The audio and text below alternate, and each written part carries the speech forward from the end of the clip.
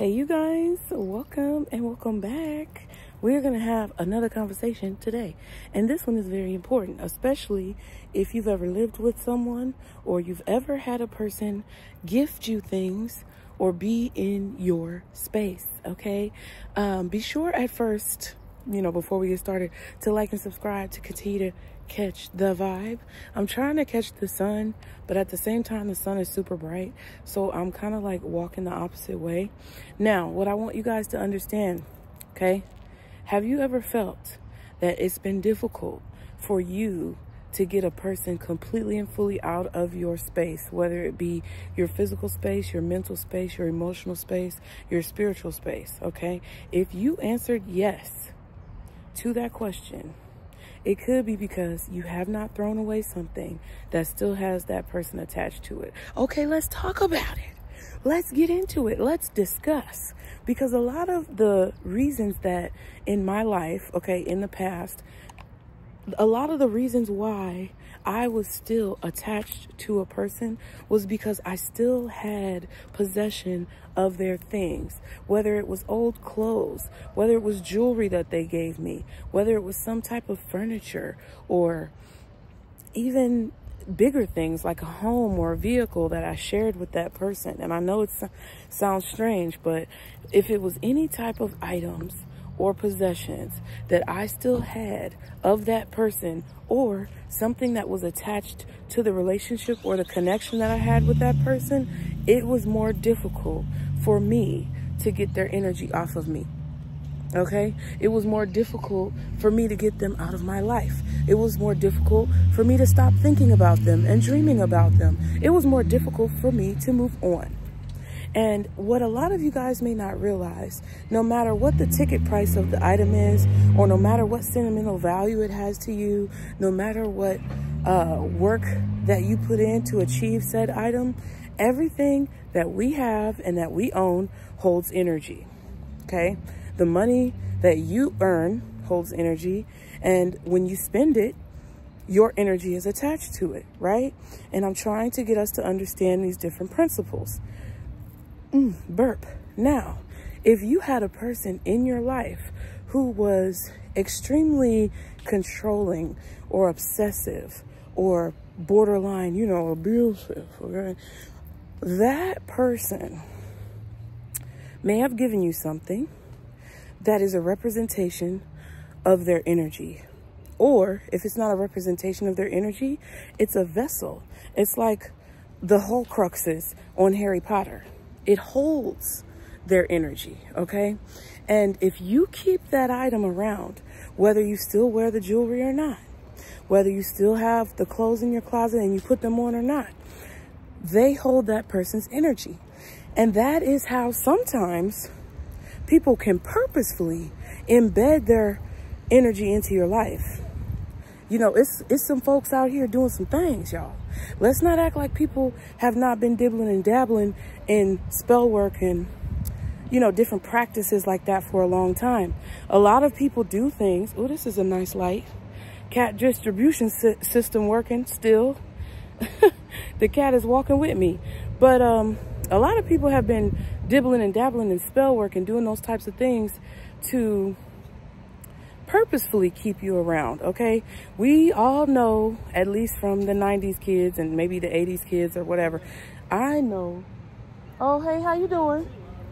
Thank you. Yeah. I just don't understand why people be talking to me when I'm doing stuff and they know I'm doing something. They see me with this big ass selfie stick in my hand, but child, I'm telling you, it be real out here. I'm just gonna give y'all a little side note. If you're working towards something, no matter who or what tries to come in and distract you, continue working towards your goal, okay? Back to the point. People dibble and dabble in spell work. They do a lot of things. And what I was gonna say with the 80s and 90s kids, I remember when people started talking about, and it's older generations, this has been going around for a long time, but people were starting to talk about, women putting their, women putting their monthly things in people's food. Okay, that's one of the old wives' tales that we all need to remember. You can't eat off of everybody or eat from or behind everybody. You really shouldn't eat behind anybody regardless. But I heard about that when I was in high school, middle school and high school, about women putting spells on men by using their, stuff. And I mean, men do the same things. We're not going to sit here and act like men don't do the same thing. They just do it in their own special way. Now, when it comes to these items though, okay, people may purposefully come into your house and leave things there so that a piece of them remains. They may purposefully leave a toothbrush or an item of clothing or some type of piece of jewelry or something behind to attach itself to you or keep themselves attached to you. There could also be situations where a person wants to be attached to you, and if you go to their home or you visit the space that they inhabitate, or maybe even drive in their car, and you accidentally drop an earring or you drop a ring or you drop a piece of paper, a receipt or something like that, that can be a sign that that person is trying to keep you around or embed themselves within your life. Whether they're doing it on purpose to, have a piece of them left with you, or whether they're trying to initiate some type of energy where a piece of you is left with them, that is a sign that you should pay attention to, that people may have nefarious types of intentions, okay? But throw things away. Listen, I know a lot of you guys may have expensive ticket items like jewelry. You may have sentimental items like cards or some type of gift that a person has given you at one point or another within the relationship that you have. Throw it away. Throw it away. Throw away their stuff so that you can remove them completely from your life. Okay? The only time that I feel you can keep things that are sentimental in value from a person that is no longer with you is if that person has passed away. And honestly, it's a slippery slope with that one too. But if you are struggling to remove a person's energy or to get over a person, mostly spiritually, maybe mentally and emotionally, you have to throw that stuff away. You have to get rid of it. You have to move forward from it, because they are still latching on sometimes with those items. Now, this could also be true. I've seen y'all fighting. This could also be true when it comes to places that you live. If you had a relationship with a person and y'all were living together, and then that person decides, to break up with you, or you want to break up with them, either you move out or they move out. Listen, if you move out, take your stuff. Do not leave anything there. A lot of people are slick like that too. When you break up with them or you separate from maybe a roommate situation or a friendship situation, they may still want to be attached to your energy because maybe you clean the house all the time. Maybe you paid all the bills. Maybe you were the person who, took care of a majority of situations that they do not want to take responsibility for or cannot take responsibility for. Those are the type of situations where you find people who will prevent you access to retrieving your items. And that's how you know some spell work is going on. And sometimes people don't even know that they're doing this spell work, y'all. Sometimes people don't even know that their actions are facilitating a ritualistic practice that they are unfamiliar with. But I'm hipping you to the T so that you are aware of what it is. And when you have a situation where a person may bar you or prevent you from retrieving your things, you can definitely do things on your own to separate your energy from it. Whether it's you lighting some type of sage or palo santo and cleansing yourself, cleansing all over your body, or whether it's you writing a poem, which people have to understand that those are spells, right? An affirmation of some kind that you practice that could possibly say, any pieces of me that were left behind that no longer serve me, detach them from my life now, and they are detached, right? But whatever you have to do to remove your connection to those things that people don't want you to retrieve, or whatever you have to do to remove yourself from a space that people don't want you to remove yourself from, do it. Because I guarantee you right now, even though people may not want to, believe it, or they may not want to accept it, a lot of energetic things are going on along the lines of spell work. A lot of energetic things are going on in the realm of incantations and, you know, people doing things. A lot of people don't understand that DNA is being tapped into at this time because of the way the world is being played with and the way reality is being played with, okay, where people have certain gifts or certain abilities that they're tapping into and they don't even know why. They don't even know where it's coming from, okay? But please understand that it's important for you to disconnect yourself fully and completely from the people who you feel like no longer serve your life. And one of the biggest ways that you can get caught up in a cycle of repetition with people, one of the biggest ways that you can be in on-again, off-again relationships, one of the biggest ways that you can get tricked and bamboozled by fake friends and people who have negative influences over your life is to not get rid of those things that are connected to those parts of your life or connected to those people in relationships. I just wanted y'all to know, because I feel like it's very vital and important. There's a lot of things that I had to throw away. I actually will let you guys know a little story.